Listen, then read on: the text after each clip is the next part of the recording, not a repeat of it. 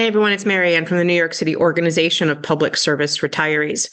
I'm making this short video as an announcement statement to New York City Council. Yesterday, the Rules Committee held a hearing that was probably just as long as ours on January 9th of 2023 regarding the request that the council agree to appoint Randy Mastro as the head of the New York City Law Department. I'm not making an opinion on that. My opinion today is on the behavior of the council because they basically criticized a candidate for position on decisions that he made, on how he upheld the law or didn't uphold what they felt he should have upheld, but for the very same things that we as New York City retirees blame them for. So, for example, morals, ethics, procedures, policy. And this goes from every one of the people that were on that committee, every single one of them, from the speaker to Amanda Farias, to Shekhar Krishnan, to Sean Abreu, to Carmen De La Rosa. Every one of those people that were on the committee held this man and questioned his ethics and his morals. When now, for 3 years, New York City retirees have had to raise millions of dollars to defend them, to protect a health benefit that the very body in which they sit in gave us health care in 1967.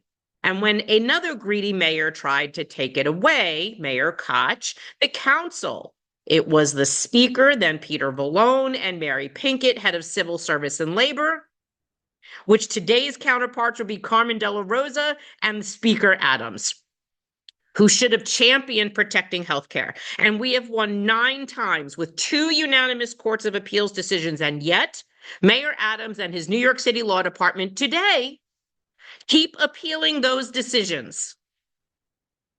We've had 9 court wins.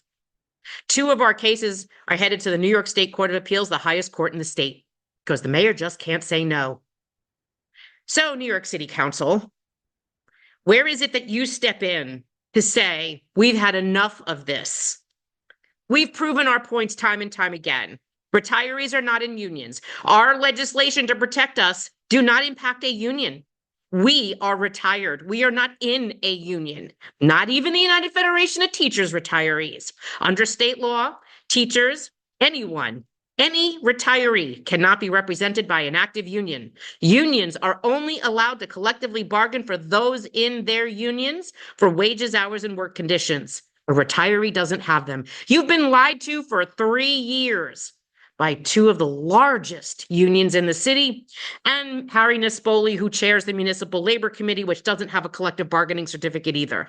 They can act as a coalition. You've all been fooled.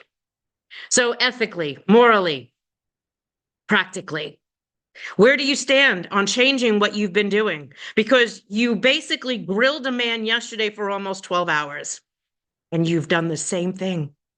You didn't uphold the law. I never knew Councilman Abreu was an attorney. I knew Shekhar Krishnan was an attorney. I knew a few of the other council members were an attorney, Tiffany Caban, I think Ina Vernikov, and yet we've had no lawyer champions for us.